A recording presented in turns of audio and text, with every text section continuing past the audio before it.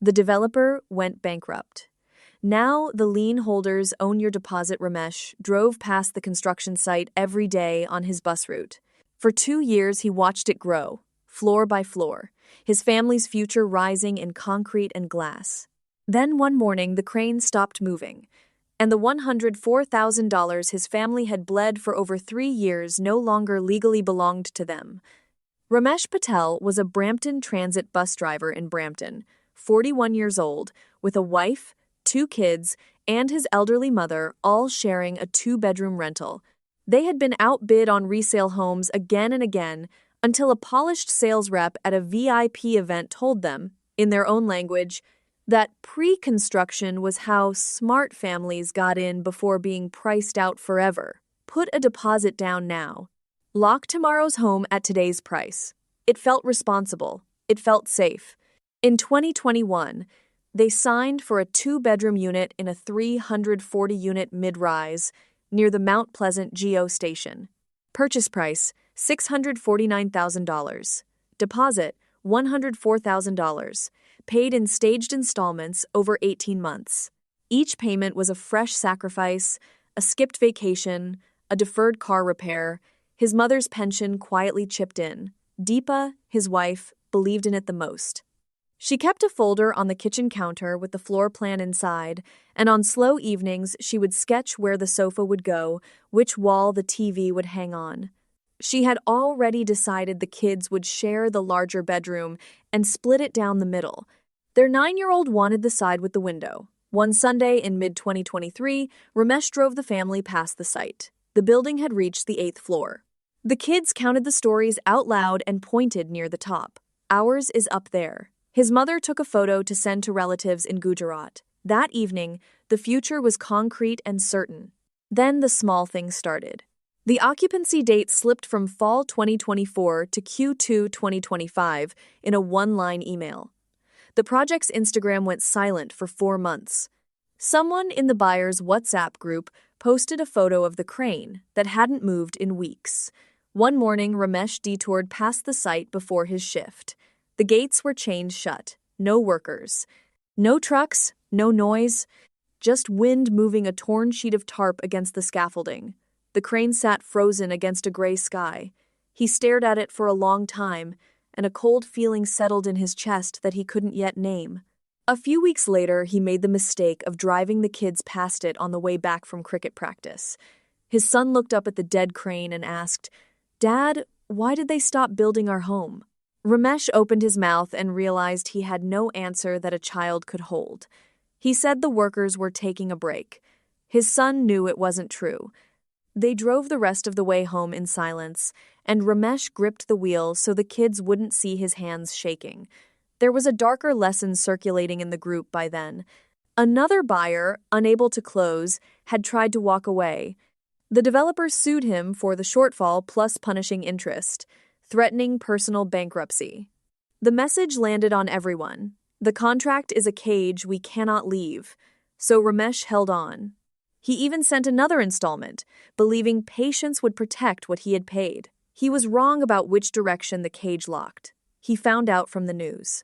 On his break in the depot, he saw the headline. The developer had been placed in receivership. A court-appointed firm now controlled the building. The project owed hundreds of millions. He called the sales office, disconnected. He emailed the agent, it bounced back. The silence was the answer. That night, his mother asked him, in Gujarati, when they could host Diwali in the new condo. She had been telling relatives for 2 years that the family finally had a home. Ramesh looked at her and said, "Soon, Ma." It was the first time he had ever lied to his mother, and he did it to protect her from a truth he couldn't yet say aloud. At a packed information session in a Brampton banquet hall, a lawyer explained it to 300 stunned families.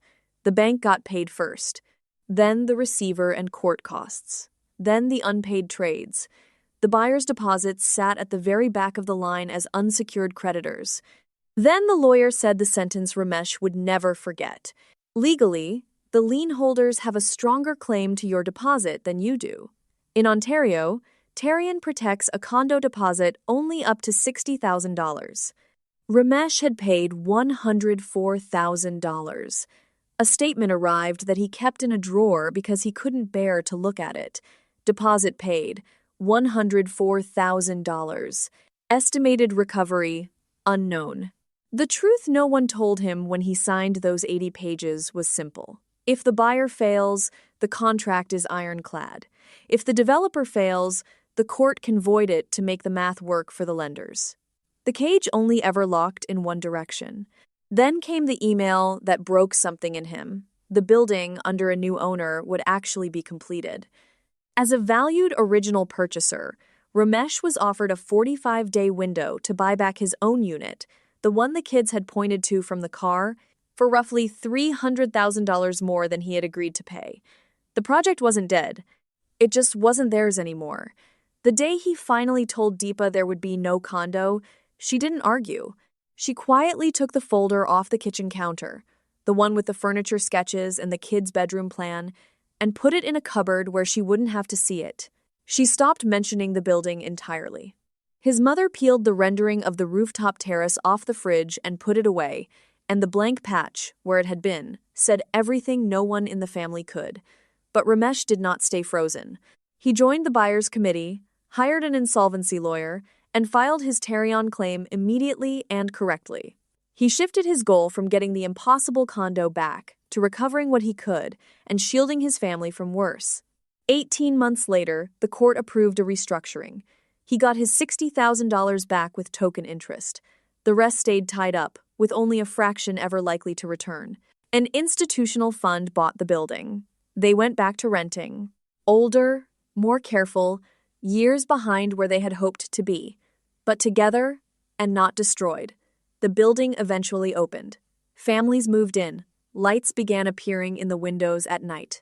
And every time Ramesh drove his route past it, he couldn't stop himself from looking up at the floor near the top, at the unit his kids had once pointed to, now glowing with someone else's living room lamp, someone else's evening, someone else's home.